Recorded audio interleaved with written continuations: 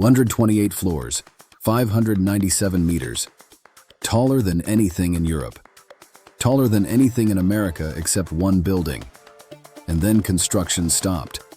Not because of an earthquake. Not because of a fire. Not because anyone died. Because the money ran out. The building has stood empty ever since. No walls finished on the inside. No tenants. No hotel. No offices. Just a concrete and steel skeleton, visible from 30 kilometers away, going absolutely nowhere. For 10 years. This is the Goldin Finance 117, the world's tallest abandoned skyscraper. And here's the part nobody tells you. The Chinese government just decided to finish it. With state money. In the middle of the worst property crisis China has seen in decades. $820 million to build it. 10 years abandoned. And now they're spending another $78 million to complete a tower that, according to the analysts involved, nobody knows how to fill. This is how you waste money at scale. 2008.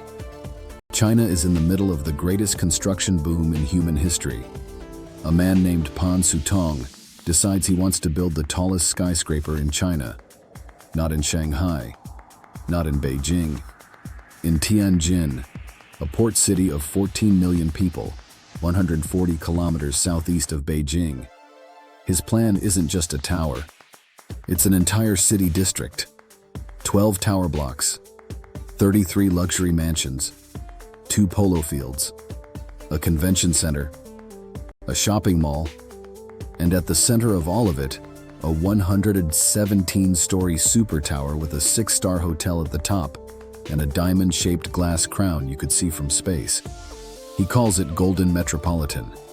He's going to build it entirely with his own money. No government funding, no pre-sales, just pure private ambition. And for a while, it actually works. Pan Sutong didn't finish high school. He built his fortune in consumer electronics, then moved into wine, buying vineyards in California and France. Then horses, a breeding farm in Australia covering 200 acres. By the time he announced Goldin Metropolitan, he was worth over $12 billion. One of the richest men in Hong Kong. A guy who had, by sheer will and timing, turned nothing into everything. The tower was his masterpiece. Designed by the PNAMP-T Group, the same firm behind some of Asia's most recognized skylines. Structurally engineered by Arup, the people who did the Sydney Opera House, the Beijing National Stadium, the CCTV headquarters. The design is genuinely striking. A long, slender shaft, locals called it the walking stick, topped by a 3-story diamond atrium containing a swimming pool, a sky bar, and the highest observation deck in China. Construction starts in 2009. The whole thing is supposed to be done by 2014. Then 2010 arrives. The global financial crisis, which hit in 2008, is still unwinding. Credit is tight. Pan Sutong's company, Goldin Properties, pauses construction for the first time. This is the moment most people would have reassessed. Scaled back. Maybe sold part of the project. Pan Sutong restarts construction. By 2015, the tower tops out at 597 meters. That's the moment the steel frame reaches its final height. The building is structurally complete from the outside. And then, in June 2015, China's stock market loses a third of its value in a single month. Pan Sutong's company had been financing almost everything internally. No deep-pocketed state backer. No pre-sold floors. Just Goldin Properties, betting everything on completing the project before the market turned. The market turned. Pan Sutong personally lost $13 billion in that single year. Not revenue, not paper value. $13 billion of real net worth, gone. Construction stops for the second time. This time, it doesn't restart. Here's what the Goldin Finance 117 looks like from the outside in 2016. A fully topped-out super tower, 597 meters tall, clad in reflective glass on the exterior, completely hollow on the inside. No fit-out, no interior walls, no mechanical systems, no lifts installed. 89 lifts were planned, 0 were fitted. Around it, the Goldin Metropolitan Development sits half-built. Some of the surrounding towers are partially constructed. The Polo Club is there. 2 international standard polo fields, a clubhouse, stables. Pansutong's Polo Club, surrounded by an unfinished city that was supposed to house it. Urban explorers start visiting. Videos appear online. The building becomes a kind of monument, not to Chinese ambition, but to what happens when ambition outruns capital. Between 2020 and 2022, Goldin Properties collapsed in stages. Liquidation proceedings started in 2020. In 2022, the Hong Kong High Court ordered Pansutong personally to declare bankruptcy. He owes $1 billion to creditors, including China CITIC Bank. His holding company is wound up.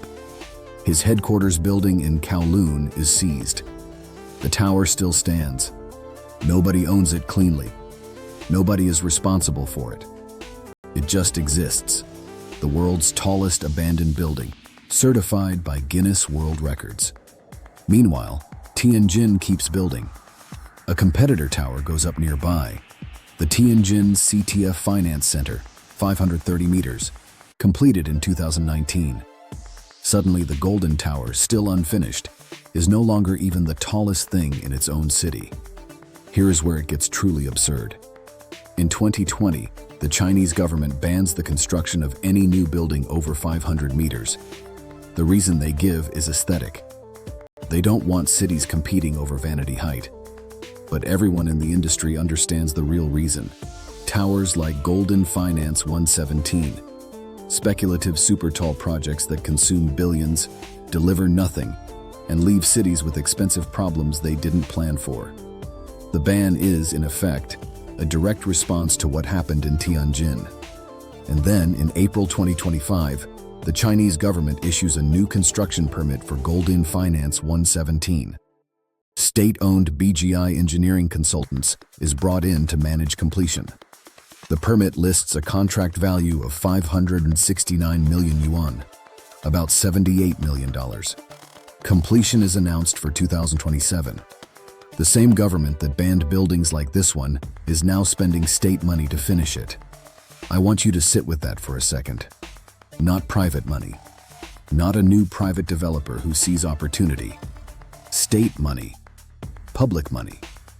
In the middle of the worst property market downturn China has experienced since economic reform began. Why? Because a half-finished 600-meter tower in the middle of a major city is a problem that can't be ignored forever. It's a visual symbol of failure, visible from everywhere, appearing in every photograph of the Tianjin skyline. Finishing it is cheaper than demolishing it, and demolishing it would be an admission of defeat the government won't make. So they finish it. The building will be done in 2027 supposedly. 117 floors of office space and hotel rooms. In Tianjin. In the Xiqing district, not the historic city center, not an established financial district. This was supposed to be a brand new billionaire CBD, built from scratch around the tower itself. But the rest of the master plan died with the developer. Today it feels like a single super tall stranded in the suburbs, surrounded by half-finished construction and empty plots where the 12 tower blocks and convention center were supposed to go. Here's what the analysts are saying, quoted in the coverage from CNN, from South China Morning Post, from every publication that covered the restart announcement. I seriously don't know who is going to buy or rent this commercial space. That quote is from a professor of architecture and urban design at a British university, commenting specifically on Goldin Finance 117. China's office vacancy rates have been rising for years. The post-pandemic recovery that was supposed to refill towers like this one never fully arrived. Tianjin itself has been losing population to Beijing and Shanghai. The wider Goldin Metropolitan Development, the 12 tower blocks, the convention center, the shopping mall that were supposed to create the demand for the anchor tower, was never finished and is not mentioned anywhere in the new construction permit. So the plan, as far as anyone can tell, is Finish the tower, hope the market recovers, and see what happens. With state money, with no announced tenants, with no revised master plan for the surrounding development, in a city where office space is already underoccupied. As of early 2026, construction is visibly underway again.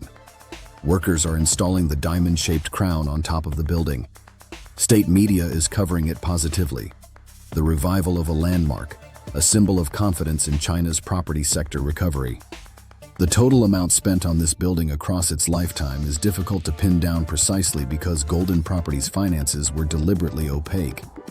The original construction budget was $820 million for the tower alone, rising to $1.2 billion, including the mall.